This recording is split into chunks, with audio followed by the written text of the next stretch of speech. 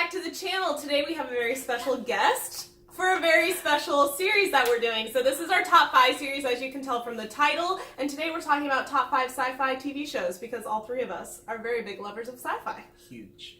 This is our friend Reagan. He's been my best friend for forever. And He was the best man at our wedding. I'll put a picture in. oh yeah, we'll get pictures. But we thought it would be fun to do a top 5 battle while he was in town. And there's nothing better than sci-fi shows because we're all big sci-fi nerds. And so we'll hop right into it. I'll kick it off with my number 5. This is actually a more recent show, but I loved it, and it's going to be Final Space. Oh, interesting choice. From creator Olin Rogers. This is a great sci-fi show. Yeah, I'm with you on that. It has some great space opera elements and is hilarious. I highly recommend you check it out. It's one of the few short 30-minute shows that I like.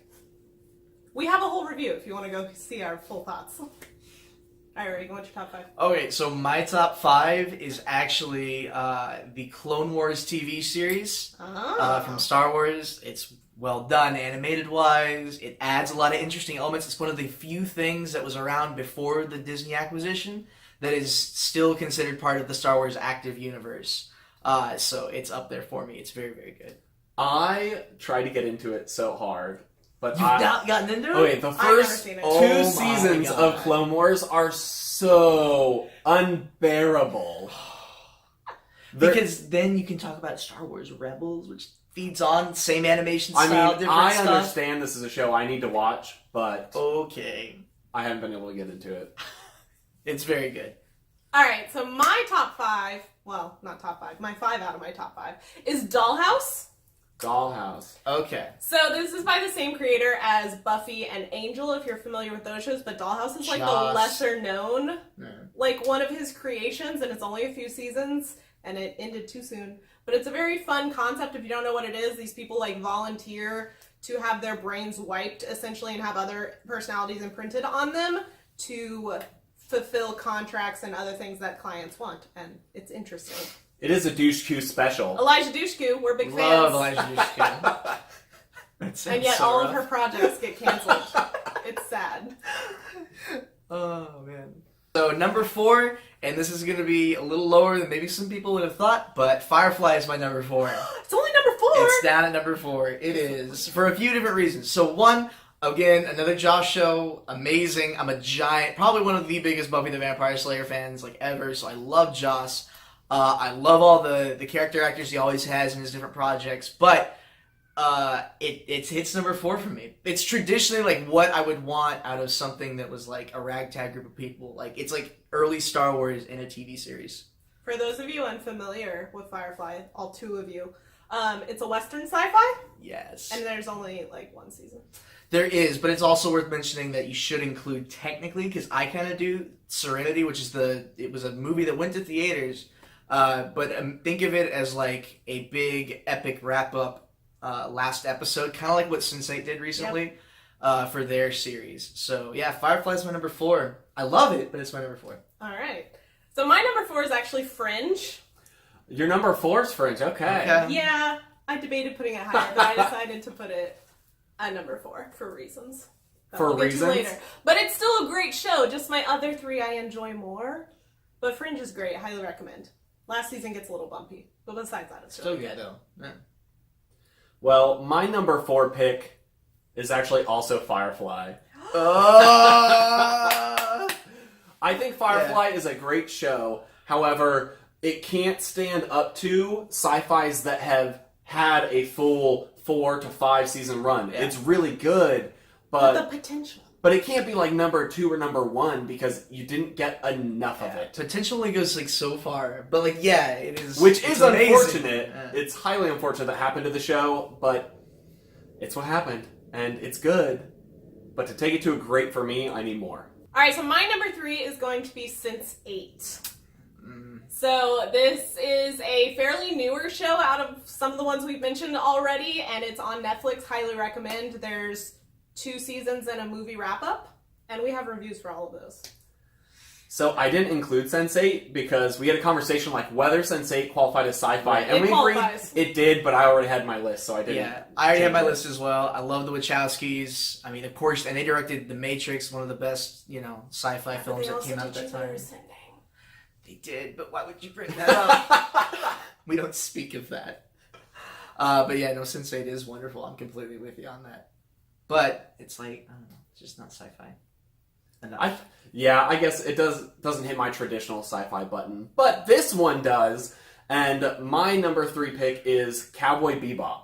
Oh my god! Now this is an anime. It's really good. It actually has a very Firefly-esque tone in that it has kind of a Western gunslinger tone set in the far future, and there is spaceships and all sorts of crazy stuff, and it's just a really solid show. Everything about the production for that anime, it is one of the best animes. Really good music too. Really good. Yeah, music. absolutely. I can't remember who the director is, but the other stuff he's done too. It also has Chambray Champloo and all that has amazing music as well. So I'm out on all this.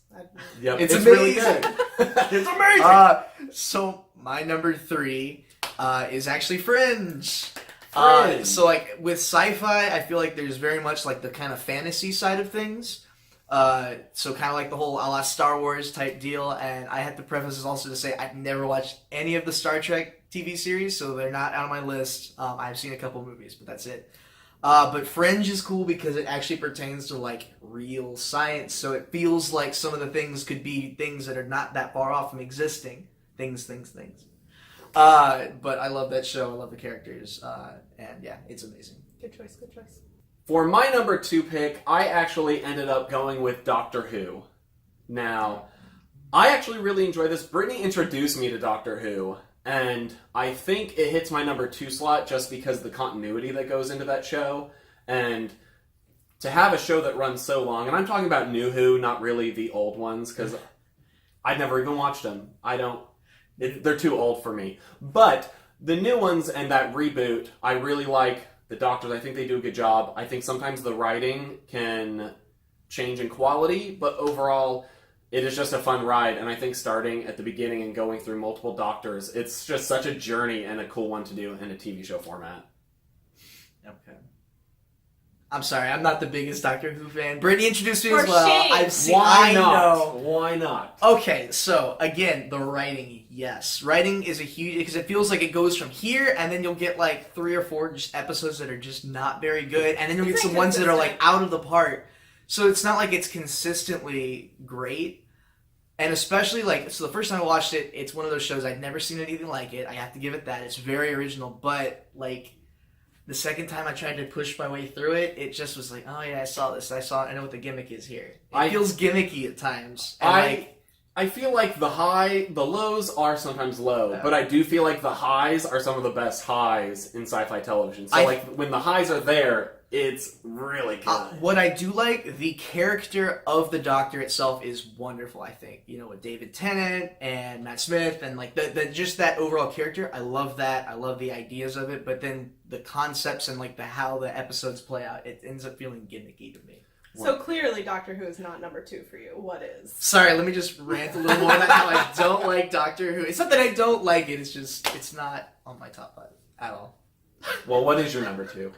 My number 2 is actually Cowboy Bebop. Oh, no way! Yeah, it is. Okay. I didn't think anyone was going to have that on their list. Yeah, no, I didn't think so either. Yeah, you mentioned it feels very much like Firefly. Same kind of ragtagger people, very much kind of westerns in space. It's like an era piece with sci-fi.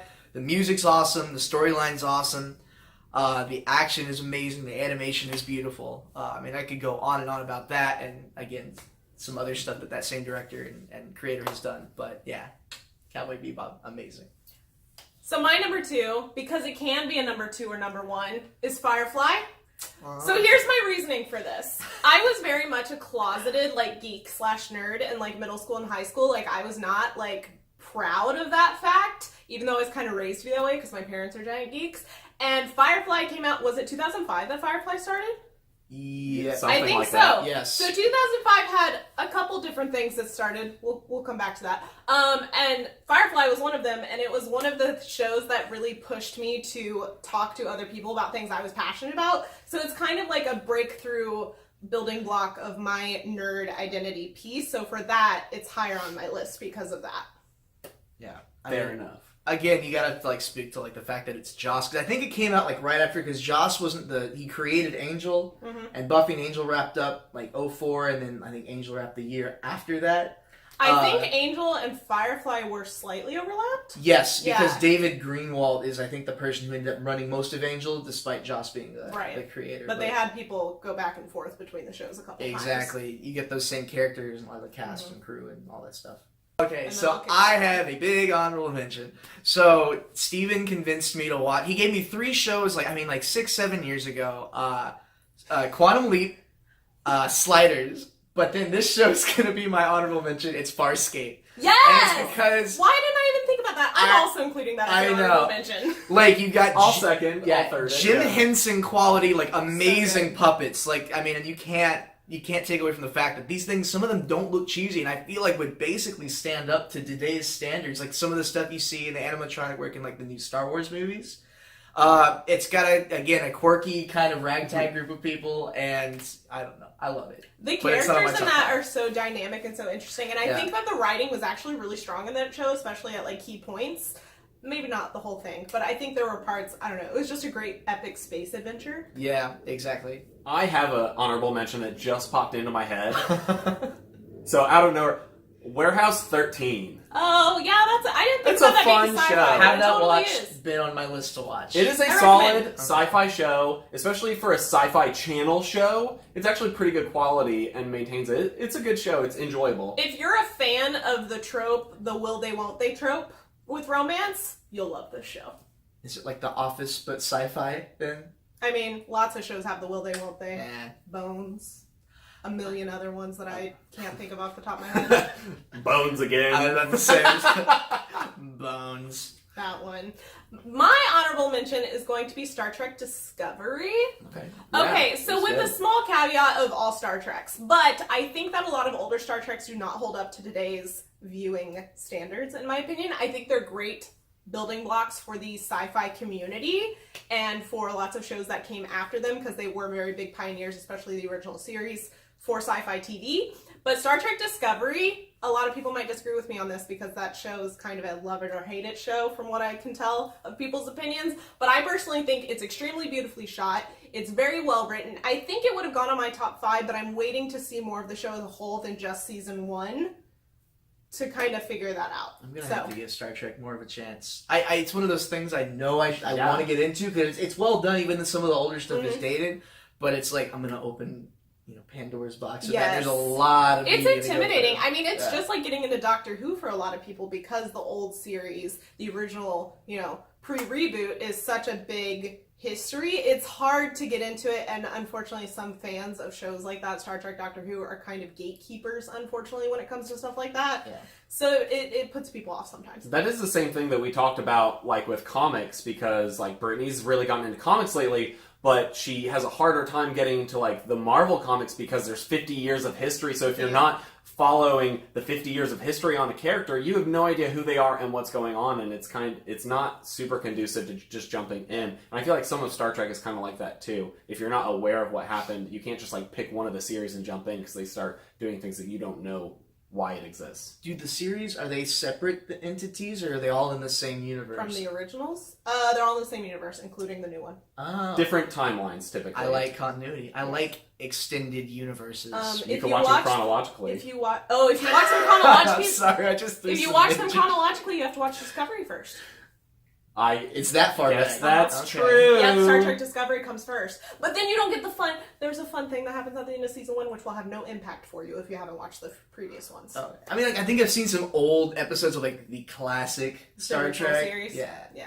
Hot take, those don't hold up quite as well. Well, no, They're that's very I good, agree, which is why I didn't put them on my list. But there was nothing else going on like that in the 60s whatsoever. enough. So Star Trek had the first Yeah. interracial kiss on television. That's a big deal. They're pioneers. Yeah. Fair enough. Very Fair true. enough. So moving on to our number ones, our big choices, our favorites of our top fives. My choice is also kind of going along with what I said about Firefly, of it being a big building block of my nerd identity, and that is Doctor Who. I agree with all previous points made, that there is some inconsistency in the writing, directing, all of the things have a lot of inconsistencies, but it's such a cornerstone for me and my enjoyment of things and how I got involved in like the geek and nerd community, and I just love it with all my little heart, even the bad times. And that counts. True fan. Reboot. Yeah. I have not watched the originals. Don't come at me. Fair enough. Yeah. What is my number one? Must not be that important to Steven. Apparently not.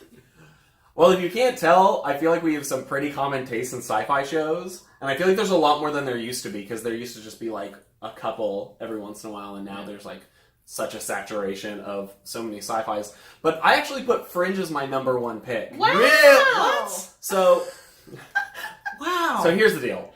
I would not necessarily sit here and argue that it is the best sci-fi show, but I just really enjoy it. I like the modernization of the X-Files formula, which might have made it onto my list if we had watched the full series, but we're about halfway through and Netflix took it off, so we have not yet finished it. We will go back. But I actually really fell in love with the Fringe storyline, and especially the first couple seasons are so good. I will say the way the show wraps up isn't necessarily the show's fault, and I felt like they did the best job they had for Fox trying to Firefly it, because that is a show that Fox tried to murder, and they kept surviving and limping along somehow to make it for 5 seasons. The first season, it was actually on, was it the WB or the CW? I think it might have switched Netflix. Yeah, Fox bought it, and then they moved it to some crazy time slot no one watches. They death slotted it, and they somehow limped along for like 3 more seasons, and it's nuts. And Fringe does something very interesting that some shows have done, and some shows have just tragically failed at it, and that it's the whole like reinventing themselves halfway through their like season arc. It was very much kind of big thing of the week, you know what I mean? Yeah, they completely changed something. Yeah, you're watching an episode, and then all of a sudden the next episode has like a new looking intro that's slightly different, and literally the entire universe changes, and you're like, I love that. What? And it's not like, oh, we're doing this for an episode for a fun thing, and then move on. Like, no, it dramatically changed the show for the rest of the show. Sometimes not for the good, but it was a very interesting thing for a show to take a chance on. And I think that's part of the thing, because I remember watching that for the first time and having the crazy big plot twists happen and those arcs start to happen, and I was just so blown away, and it was cool to watch. And just my personal experience watching that show for the first time, like, holds a place in my heart, so I put it number one, even if I wouldn't necessarily argue it is the best sci-fi show. Just my memories of that show, I think, are the best. Yeah, that's fair. Alright, so my number one is a little predictable for a lot of lists. I guess for a lot of lists too. For a lot of lists, and for good reason too. Battlestar Galactica, and that includes the TV, the kind of kickoff that they did. They did like a TV, like hour-and-a-half special that leads into season 1. This does not include any of the spin-offs, because those are not good. Anyhow, Battlestar Galactica is wonderful. But Caprica... No. So the reboot. Okay, the reboot. Caprica's trash. Exactly. Thank you. I'm garbage. It is pure trash. But Caprica's my number one pick. No, that's a dumpster fire. Oh my god.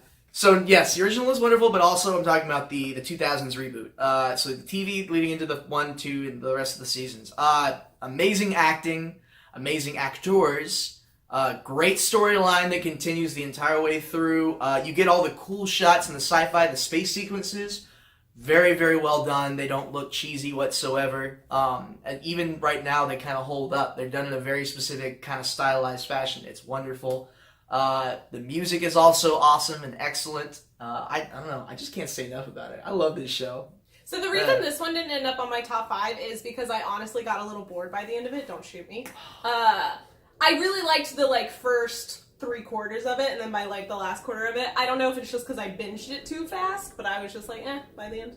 This one didn't make it into my list just because when I think of my favorite shows, it just doesn't end up on there. It doesn't pop up into your head.